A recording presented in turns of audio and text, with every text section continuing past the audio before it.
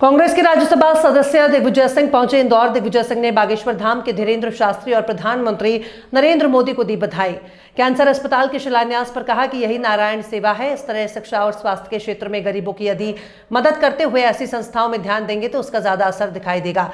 ये सनातन धर्म का राजमार्ग है, यही नारायण है। धर्म का उपयोग राजनीति में करना बंद करो। GIS सम्मेलन का भोपाल में आयोजित करने पर दी बधाई। कहा पूर्व मुख्यमंत्री कमलनाथ का कार्यकाल छोड़ दे तो जितने इन्वेस्टर मीट हुए हैं उनका हिसाब देना चाहिए। शिवराज सिंह चौहान के कार्यकाल में कितने MOU साइन हुए और कितने रोजगार जमीन पर उतरे, ये बात भी प्रधानमंत्री के भाषण में आना चाहिए।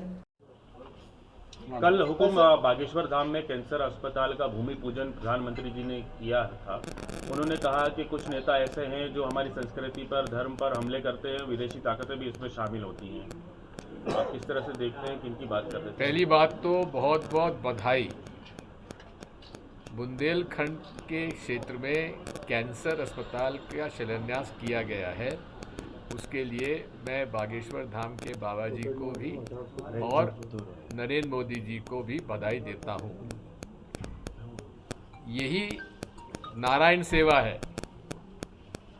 इस तरह के शिक्षा और स्वास्थ्य के क्षेत्र में गरीबों को यदि मदद करते हुए वे अगर ये ऐसी संस्थाओं में ध्यान देंगे उसका ज़्यादा असर पड़ेगा। और ये सनातन धर्म का राजमार्ग है। नर ही नारायण है। नर सेवा में लगो। ये धर्म का उपयोग राजनीति में करना बंद करो। सर, इन्वेस्टर मीट भी जो है आज शुभारंभ किया है प्रधानमंत्री ने किया है। बहुत बहुत बधाई, शुभकामनाएं। लेकिन माननीय प्रधानमंत्री जी सन 2004 से लेकर और आज तक केवल कमलनाथ जी का समय 1.25 साल छोड़ दो, इसके बीच में कितने इन्वेस्टर मीट हुए, कितने इन्वेस्टर मीट में MOU साइन हुए, उनमें से जितने MOU साइन हुए उनमें से कितने लगे, कितना इन्वेस्टमेंट हुआ और कितने लोगों को रोजगार मिला। ये माननीय प्रधानमंत्री से अनुरोध है कि इसका अपने भाषणों में उल्लेख करना चाहिए कि ये शिवराज सिंह चौहान और भाजपा के राज में इन्वेस्टर मीट में MOU साइन होने के कितने प्रतिशत जमीन पे लगे, उनके भाषण में ये मांग आनी चाहिए। मैं मोदी जी से प्रार्थना करता हूँ। कुंभ में जो जिस जल से स्नान हो रहा है उसकी शुद्धि को लेकर भी सवाल खड़े हो रहे हैं, गंदा पानी है, इस तरीके की बातें भी सामने आ रही हैं। आप भी गए थे, कितना इत्तेफाक रखते हैं?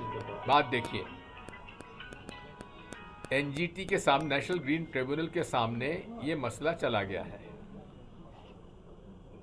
कुछ लेबोरेटरीज ने वहाँ फीकल मतलब ये मल मूत्र का अंश जांच में आया है।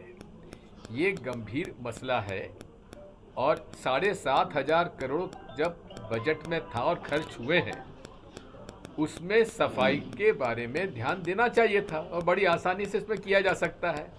यदि समय समय पर जहाँ स्नान है, जहाँ संगम है, उस पर केमिकल्स डाल के उसको न्यूट्रलाइज किया जा सकता था, क्यों नहीं किया गया?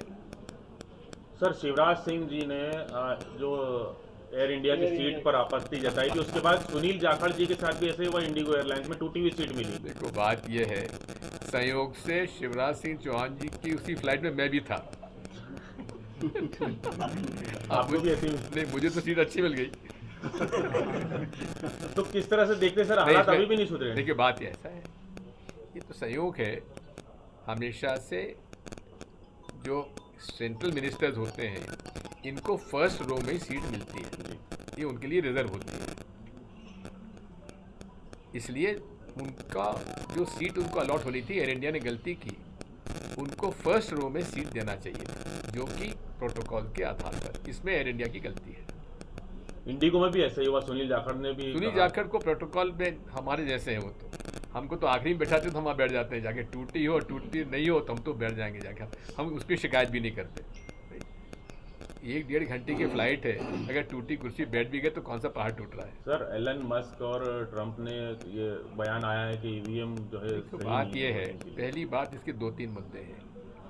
पहली बात तो जब से डोनाल्ड ट्रंप राष्ट्रपति बने हैं वो एक तरफ मोदी जी उनके गलबैयां करते हैं और डोनाल्ड ट्रंप रोज भारत के खिलाफ बयान दे रहे हैं।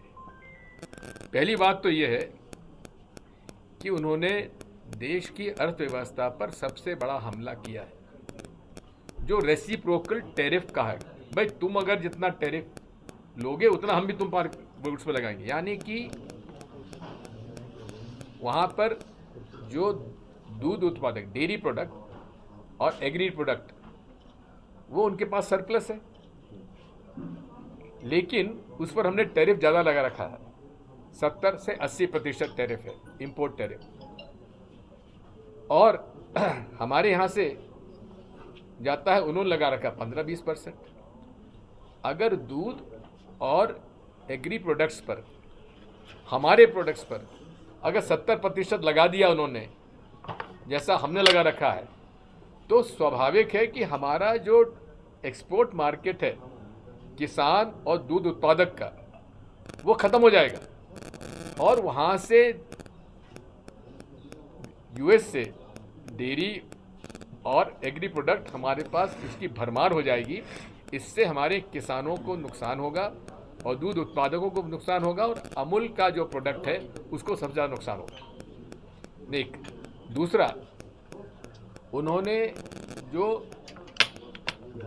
गैर कानूनी तरीके से भारतीय वहाँ रह रहे थे उनको उन्होंने निकाला, उसमें हमें कुछ नहीं कहना, ये उनका अधिकार है।